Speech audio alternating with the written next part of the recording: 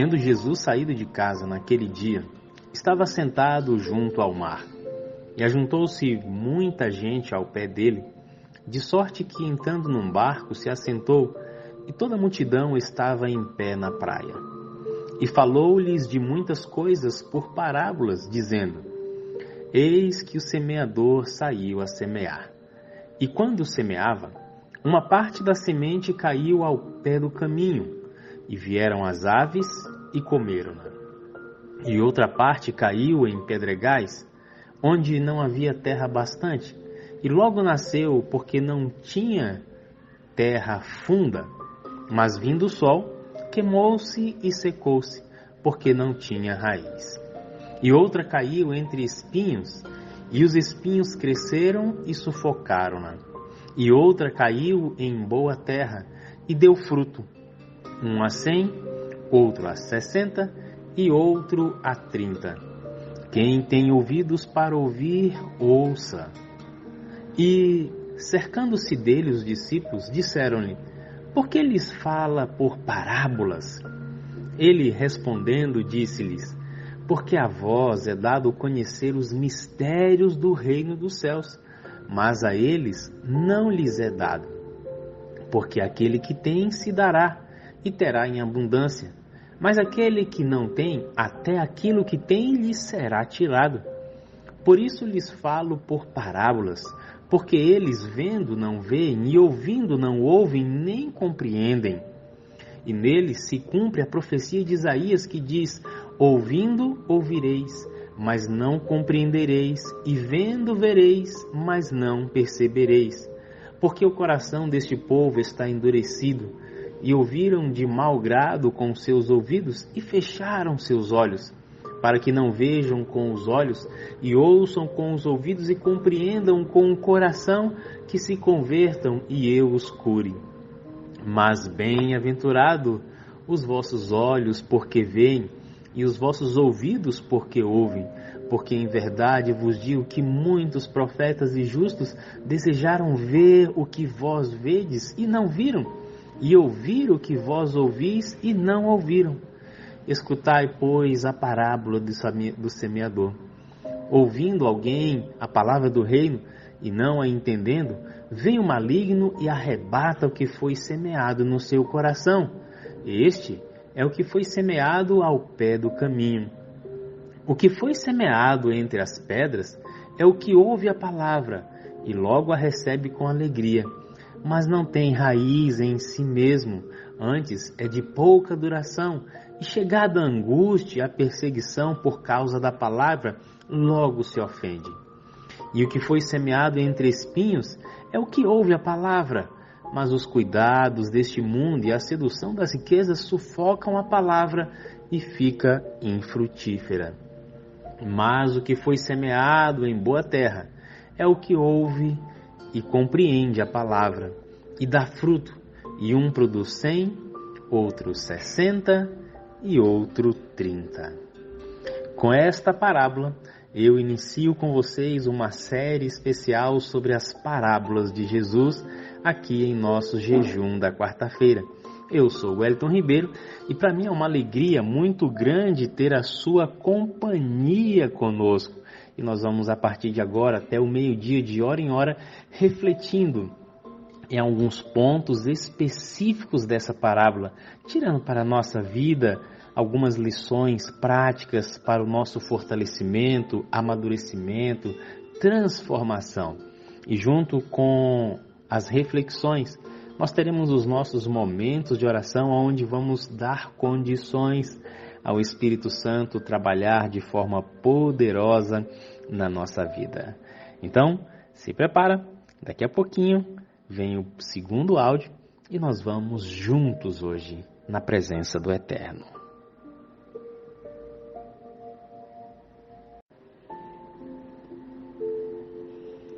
O semeador. A parábola que Jesus conta, ele apresenta a si mesmo como sendo o semeador. E isso traz para nós uma revelação muito importante a respeito do caráter e da natureza de Deus. Afinal de contas, desde que o ser humano entra em rebelião aberta contra Deus diante da sua natureza pecaminosa como escolha da desobediência, Deus, ele sempre tem a iniciativa do resgate, a iniciativa da reconciliação, a iniciativa do perdão, a iniciativa da restauração, a iniciativa de nos tornar novamente aptos para vivermos em plena comunhão com Ele. E Deus fez tudo, absolutamente tudo que estava ao seu alcance para que a raça humana não apenas fosse, mas seja restaurada ao projeto inicial. Muitas vezes, nós olhamos nas Escrituras Deus tomando a iniciativa. E não é diferente aqui na parábola do semeador. E preste atenção que o título que foi dado a essa parábola é exatamente a parábola do semeador. Ou seja, é algo que fala a respeito de Deus e também da semente e dos solos. Quando Jesus usa essas metáforas tão perfeitas com a realidade dos seus ouvintes, e mesmo que você e eu não sejamos agricultores, ainda que não tenhamos tido o prazer de estar sentado ou fazendo parte daquela multidão que escutou inicialmente essa mensagem, você sabe que ela alcança com a mesma intensidade e profundidade o nosso coração no dia de hoje. Deus é o semeador, Jesus é o semeador.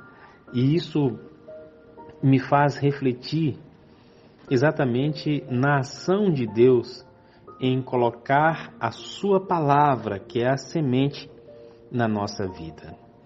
Deus não apenas se limitou em dizer de uma forma distante do ser humano o quanto ele ama a raça humana, mas ele criou mecanismos, ele criou formas e tomou ações para que isso fosse cada vez mais feito de forma próxima à humanidade, até chegar ao ponto de que o semeador se torna um de nós e a sua palavra, a sua mensagem agora passa, ou pelo menos pode começar a fazer parte da nossa vida.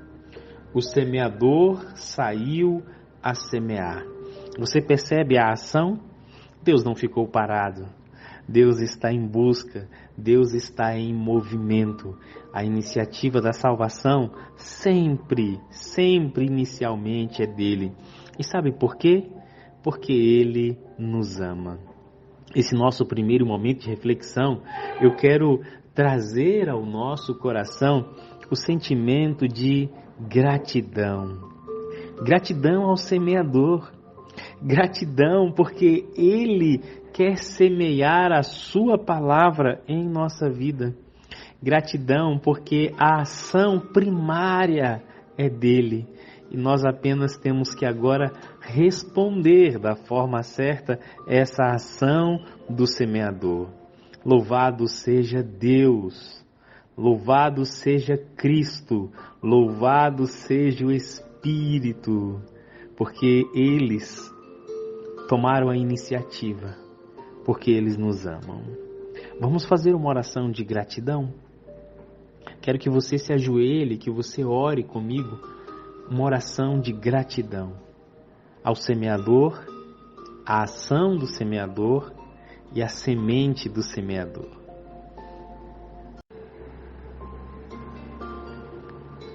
Diferentes receptividades. Quero chamar a sua atenção para algo extraordinário na parábola do semeador. O verso 4, o verso 5, o verso 7 e o verso 8 de Mateus 13, eles narram os 4 diferentes tipos de solo em que caíram as sementes. E é interessante notarmos que a semente é a mesma, mas em cada solo a reação é diferente. Isso porque a receptividade de cada solo representa a receptividade de cada mentalidade humana. E é exatamente aqui que reside o grande desafio da palavra de Deus encontrar um lugar especial no nosso coração.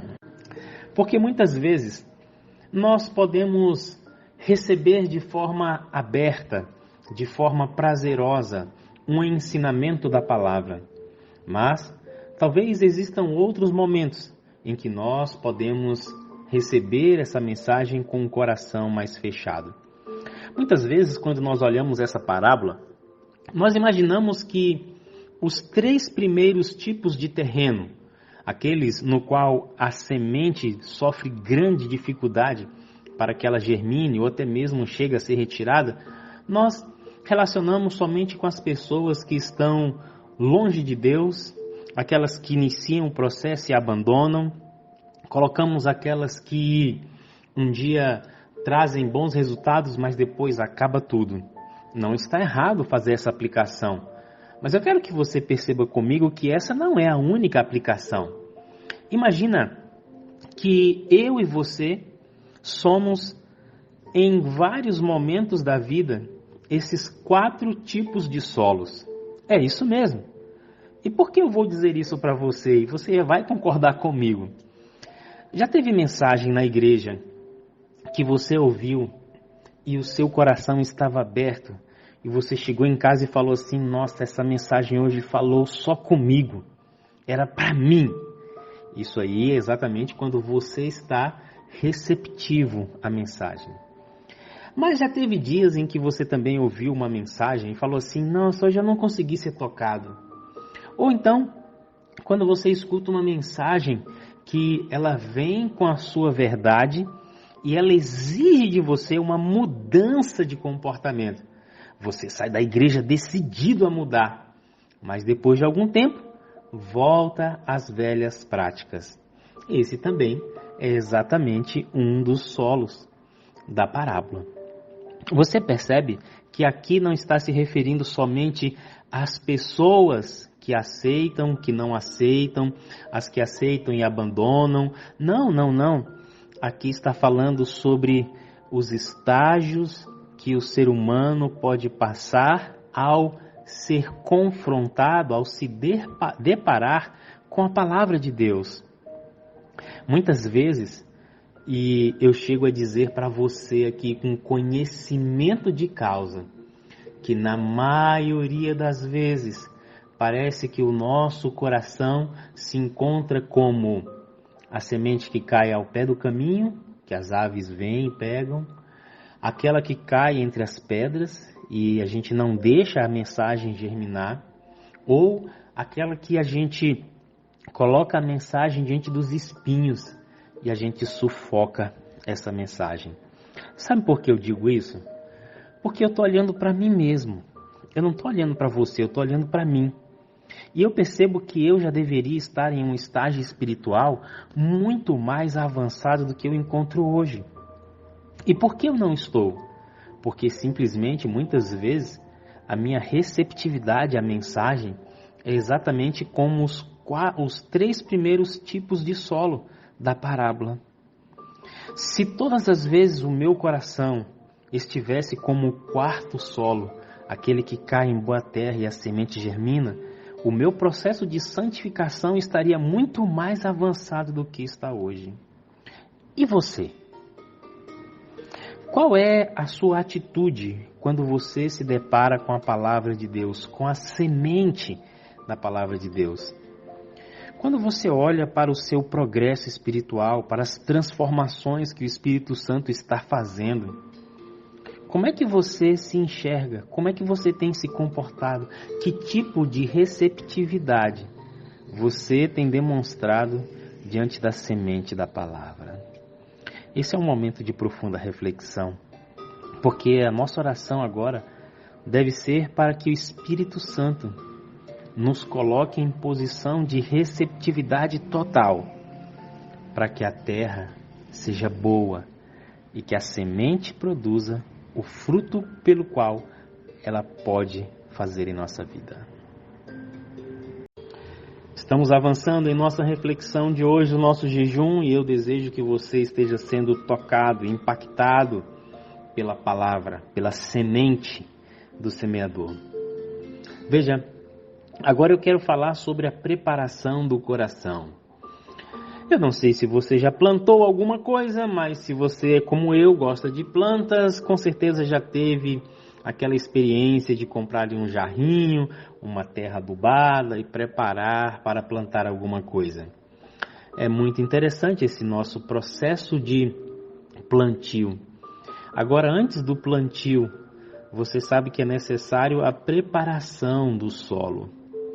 Você precisa fofar a terra, você precisa fazer a correção da acidez, do pH da terra, você precisa colocar o adubo, você precisa molhar, você precisa colocar a semente e continuar o processo de cuidado. Não é diferente também com a semente da palavra de Deus. Porque o solo é exatamente o nosso coração, ou seja, a nossa mente. E a nossa mente precisa estar aberta e receptiva à palavra de Deus. Mas muitas vezes, nós, com a nossa dureza mental, com as nossas crenças, com os nossos paradigmas, com a nossa própria teimosia, a gente acaba impedindo que o solo seja preparado para que a mensagem encontre um lugar especial. Eu não sei você, mas eu já vi pessoas reclamando assim: quem vai pregar hoje? Ixi, hoje é fulano de tal. Ah, não vou nem ouvir, porque ele fala assim, porque isso e porque aquilo. E aí eu fico pensando, amados, já olha que atitude dessa mentalidade ao rotular dessa forma. E às vezes a gente pensa assim, né? Ah, mas é porque é só com fulano, com os outros não. Mas você pode perceber comigo que não foi essa a mesma atitude dos fariseus e dos líderes religiosos quando Jesus estava ensinando? Jesus pregava para o mesmo público a mesma mensagem. E porque alguns eram transformados, outros não eram impactados, uns saíam dali completamente abalados pela mensagem e outros não, porque o coração não estava preparado. E quando o coração está preparado, a semente cai no lugar certo. Os fariseus, os judeus, na grande maioria que perseguiam Jesus, eles já iam para os locais onde Cristo estava ensinando, armados para poder encontrar um erro. Eles não iam aberto para ouvir a mensagem. Eles estavam procurando defeitos. Eles estavam procurando motivos para que eles pudessem pegar Cristo em alguma contradição. Então, por mais que Cristo pregasse o mais lindo de todos os sermões, como de fato ele fez várias vezes, mas o coração daqueles homens não estava preparado. A dureza espiritual, a distração fazia com que eles fossem impedidos do crescimento da fé. Será que isso acontece com você? Como que você prepara o seu coração, a sua mentalidade, quando você vai à casa de Deus? Como é que você prepara a sua mente quando você se coloca para estudar a Bíblia? Como é que você prepara a sua mente quando você vai entrar em oração, em comunhão? Assim como a gente prepara o solo para o recebimento de uma semente, assim nós precisamos preparar a nossa mentalidade para que a semente do Evangelho encontre o seu lugar apropriado e produza os seus frutos.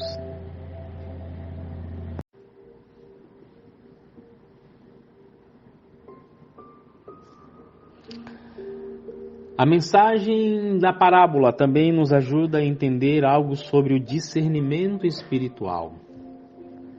Esse é um tema que ele é muito delicado e muitas vezes nos falta maturidade, não apenas para falar sobre ele, mas principalmente para vivê-lo de forma prática.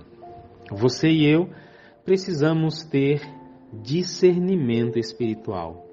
E o discernimento espiritual é o resultado da presença e da atuação do Espírito Santo sobre a nossa vida. Muitas vezes, nós podemos ser levados a imaginar que o tempo que nós já temos na igreja nos dá o discernimento espiritual, e isso não é necessariamente uma verdade. Você pode ler a sua Bíblia, você pode estudar a sua lição, você pode orar, você pode ir à igreja, você pode ser formado em várias faculdades, mas o discernimento espiritual não tem a ver com essas coisas, tem a ver com a manifestação do Espírito sobre a sua mente, para que você consiga enxergar com clareza as coisas espirituais e diferenciar das coisas carnais. Nos falta muitas vezes essa habilidade. Não permitimos que o Espírito atue em nossa vida a tal profundidade, a ponto de que consigamos enxergar em cada ação do dia a dia, em cada decisão, em cada pensamento, em cada escolha, a visão espiritual no contexto entre o bem e o mal, no qual nós estamos intimamente inseridos, mas muitas vezes teimamos em viver como se ele não fizesse parte da nossa vida, como se algumas coisas não afetassem a vida espiritual, mas nós sabemos que afetam. E por que é necessário o discernimento espiritual diante dessa parábola do semeador? Porque nós precisamos discernir a verdade espiritual daquilo que é temporal. Devemos buscar entender as Escrituras e aplicar os seus ensinamentos de maneira prática e sábia, para que possamos crescer e assim produzir frutos duradouros, não apenas nesta terra, mas também com os olhos na eternidade. Se você e eu olhamos a palavra de Deus com o discernimento espiritual que ela precisa, nós vamos colocar essa palavra em um local de grande estima na nossa vida e, tanto quanto possível, nos esforçaremos ao máximo para fazer com que ela seja a tônica mais forte do nosso dia a dia. Muitas vezes, lemos a palavra pela manhã e nos falta o discernimento ao longo do dia, e assim nós não colocamos aquilo que estudamos pela manhã na prática durante o dia a dia. E quando isso acontece, nós não desenvolvemos espiritualmente. E aí, com o passar do tempo, o fato de ler a Bíblia, orar, ir à igreja, começam a perder o sentido, porque essas coisas necessariamente não estão transformando a nossa vida o tanto quanto deveriam e nem nos produzindo maturidade espiritual e, junto com essa maturidade, o discernimento espiritual necessário.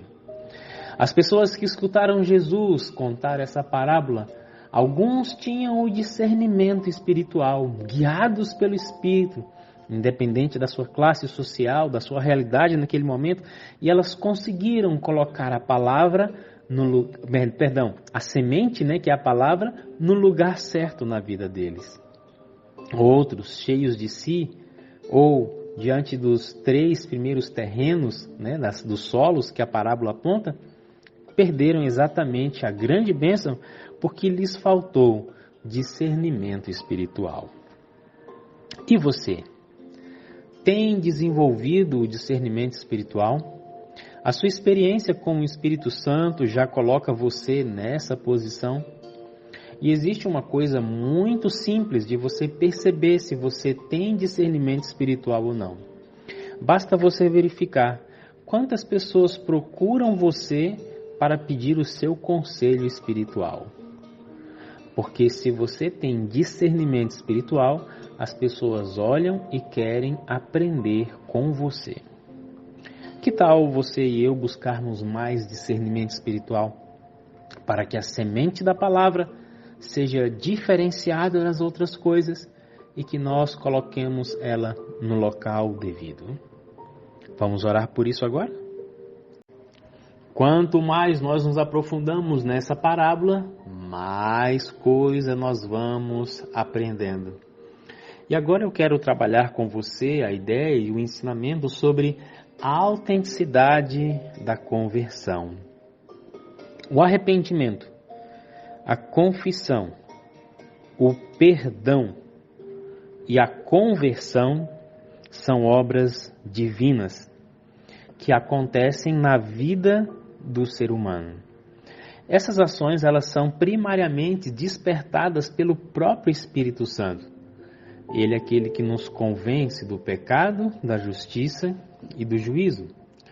Agora, muitas vezes, nós ficamos felizes com aquilo que o Espírito começa a fazer em nós. E louvado seja Deus por tudo que a gente permite o Espírito Santo fazer. Acontece, queridos, que muitas vezes nós ficamos paralisados apenas naquela primeira experiência. E assim, não permitimos que o Espírito continue o seu trabalho diário de transformar o nosso caráter à semelhança do caráter do Senhor Jesus. E quando nós paralisamos essa experiência, nós estamos correndo um sério risco de que a conversão não seja autêntica. E sabe qual é o grande perigo de não ter uma conversão autêntica ou não desfrutar?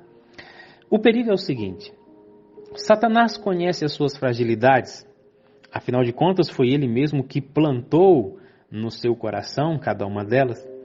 E se você e eu não permitimos que o Espírito continue o processo de transformação que ele mesmo iniciou quando vivíamos longe de Cristo, agora estamos perto, continuamos necessitando dessa atuação do Espírito. Se nós não permitirmos, Satanás vai pegar exatamente aquilo que já existe de corrompido em nosso coração e ele vai começar a regar aquela semente. E ele vai colocar água naquela semente, ele vai colocar adubo, ele vai colocar uma terra boa naquela semente. Para quê? Para atrapalhar a conversão genuína. E é por isso que você vai entender comigo agora, tem gente que está na igreja há 30 anos, mas ainda é pesado de língua. Tem gente que está na igreja há 20 anos, mas ainda é fofoqueiro igual cão. Tem gente que está na igreja há 40 anos, mas é vingativo. Tem gente que está na igreja há trocentos anos, mas não perdoa. Vive fazendo briga, facção. Tem gente que está na igreja há tanto tempo e é paralisado, ainda não conseguiu deixar o Espírito usar para trazer uma alma para o reino. O que é isso, queridos? Esta é a conversão que não permitiu que o processo fosse continuado.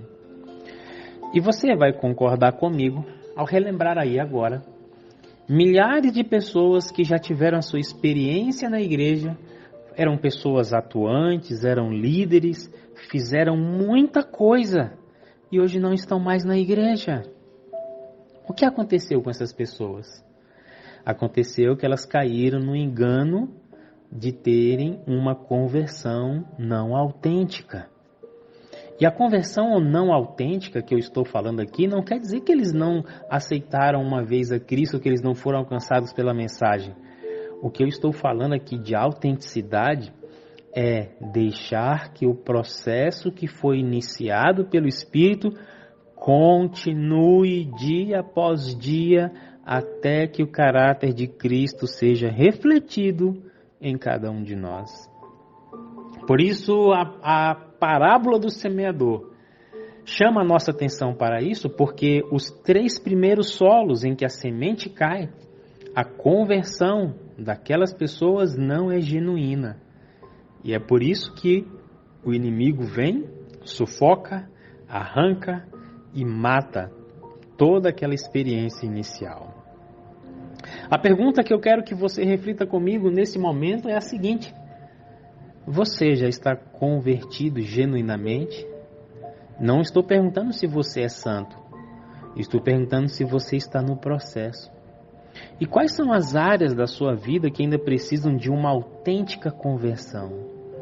Que às vezes você acha que nasceu assim, que vai morrer assim. Não é isso. E não pode ser assim. Hoje é o dia de entender essa linha de pensamento da parábola para permitirmos ao Espírito que continue a boa obra que Ele um dia iniciou. Antes de você orar, pega um papel e escreve as áreas da sua vida que você parou, que o diabo tem ganho, que ele está regando, que ele está fazendo essa semente crescer. Escreve, porque quando você se ajoelhar para orar, você precisa citar essas coisas para que o Espírito arranque essa semente ruim do cão e coloque lá a semente do reino.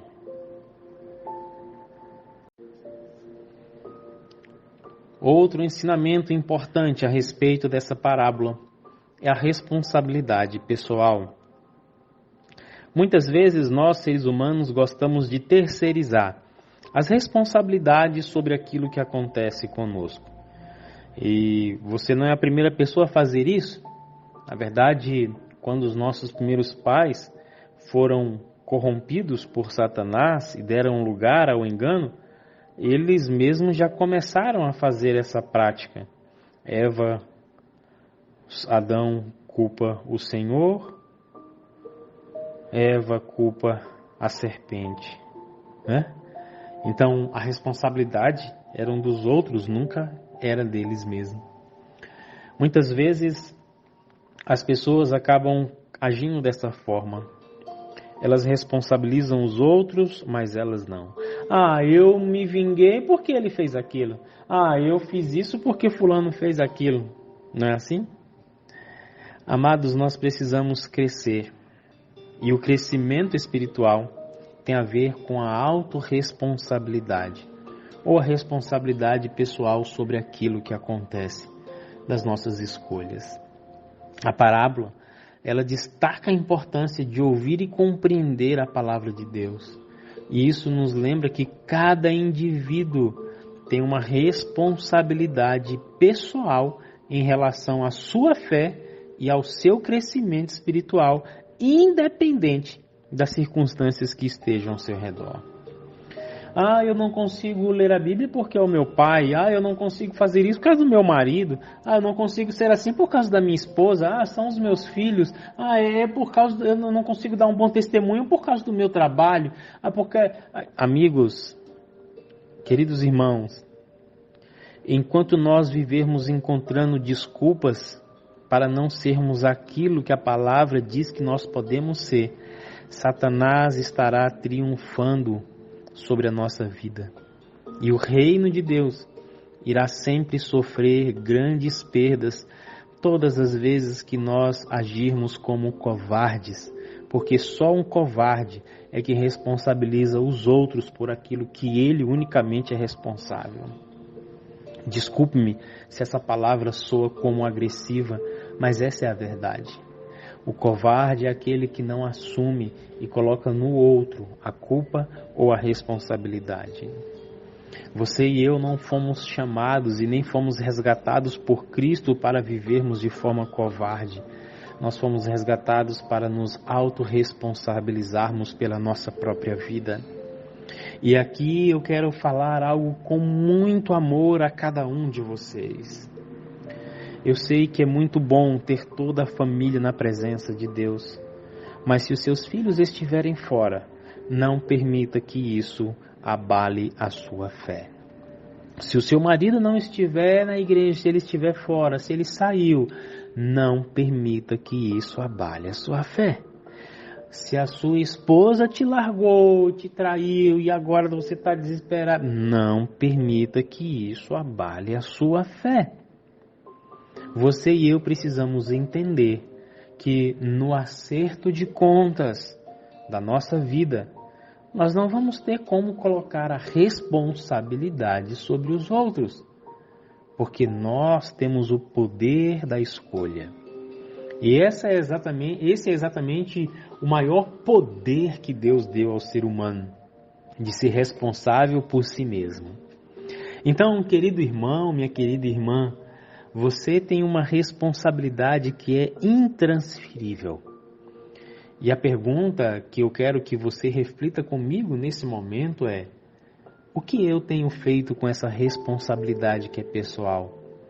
As minhas ações têm sido condizentes com a liberdade e a responsabilidade que eu tenho? Ou eu vivo me escondendo nos outros? Eu vivo justificando o que eu não faço ou o que eu faço de errado em função dos outros? Quem é você? É responsável por si mesmo? Nós precisamos refletir sobre isso e tomar uma decisão hoje. Falar assim: Senhor, eu assumo a responsabilidade pela minha vida e pelo poder do Espírito, eu viverei conforme a tua vontade. Muito bem, meus amores, estamos chegando ao final do nosso jejum. Eu quero dar 2 recadinhos, tá bom? O primeiro recadinho é o seguinte: quando você for no grupo que você está, você vai clicar lá em cima no nome do grupo e vai ter uma mensagem na descrição dizendo bem assim: abençoe alguém, copie esse link e compartilhe. Esse aí é o link do grupo que você está. Então você vai colocar o dedinho bem do lado do link, ele vai copiar. Aí depois você vai no WhatsApp da pessoa que você vai convidar ou que queira entrar e você cola, né? Copia e cola. Você espera um pouquinho que aí vai subir a imagem do grupo e aí você envia para a pessoa. Eu fiz isso aí em todos os grupos para facilitar, né? Muitas vezes vocês ficam pedindo, esperam pelo moderador ou pedem até mesmo para mim. Já teve vezes de eu ficar 20 dias sem enviar mensagem e a pessoa querendo entrar e demorou muito tempo. Então, agora está muito mais prático, tá bom? Em cada grupo, lá na descrição, tem o link do grupo e você pode copiar e colar e abençoar muitas vidas. O segundo recado é que, a partir da próxima semana, nós vamos voltar a fazer as nossas lives de encerramento. Estava trabalhando ali na igreja, então estou todo sujo, só o cimento. Aí vai ficar muito, muito, muito esquisito ao vivo com vocês, tá bom? Mas vamos para o encerramento? Compartilhar o Evangelho. O semeador saiu a semear. Semear. Lançar sementes no solo. Muitas vezes nós imaginamos que o germinar e que o fazer brotar é uma tarefa nossa, mas essa não é a nossa tarefa. Muitas vezes o nosso preconceito até nos impede de semear a semente do Evangelho na vida de algumas pessoas. Porque nós julgamos, essa pessoa aí nunca vai aceitar. Esse terreno aí é infértil. Só que o semeador da parábola, ele simplesmente saiu a semear. É claro que o desejo do semeador era que as sementes, todas elas, germinassem. Mas, infelizmente, pela reação e pela receptividade de cada solo, é que a semente germinou ou não. Mas, no que tange ou no que compete ao semeador, é lançar todas as sementes. Isso não quer dizer que ele estava desperdiçando de forma alguma, porque essa parábola é uma metáfora do ser humano. O solo somos nós, seres humanos. Então, Deus, ele nunca está desperdiçando nenhuma semente. O desejo dele é que ela caia em terreno fértil, que é a nossa mente ou o nosso coração, como costumamos dizer. Mas você e eu, agora que alcançamos, ou melhor, que o Evangelho nos alcançou, nós temos a responsabilidade de auxiliar o semeador. Pegar a semente do Evangelho e ir compartilhando em todos os lugares, em todos os terrenos. A pergunta que eu quero fazer para você, para refletirmos no final do nosso jejum é: quantas sementes tem em suas mãos para que você possa semear? Está você com as mãos vazias? Está você com o alforje vazio, que era o local onde eles colocavam as sementes? Está você com as mãos vazias?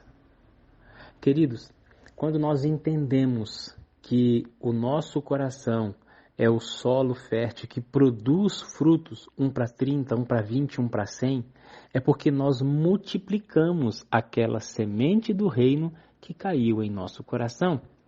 Então, se você e eu nos sentimos abençoados e alcançados pela semente que atingiu a nossa vida, agora é hora de produzir os frutos. O Senhor espera que você frutifique. O Senhor tem lhe dado total condição para que você frutifique. O Senhor tem grande anseio em ver o resultado da semente do Evangelho na sua vida e através da sua vida para as pessoas que estão perto e para as pessoas que também estão longe, mas que em algum momento, entrando em contato com você, elas podem receber essa semente. A pergunta final do nosso jejum é: está você semeando? O semeador saiu a semear. Que você e eu, guiados pelo Espírito, possamos olhar essa mensagem de uma forma diferente a partir de hoje. Possamos desejar que ela seja uma realidade em todos os aspectos da nossa vida e que nós estejamos não apenas sendo abençoados, mas nos transformando em grandes bênçãos nas mãos do semeador. Eu tenho 4 coisas para te dizer. Eu amo você, eu preciso de você para ser feliz, você é a imagem visível de Deus e eu creio mais em Deus porque você existe. Um beijo carinhoso do seu irmão Wellington Ribeiro. Nós vamos entregar o nosso jejum, mas não vamos sair da presença do Eterno. Que a bondosa mão de Deus continue sobre você, que a face de Cristo resplandeça sempre sobre a sua vida e que o Espírito seja o seu conselheiro ao longo da jornada.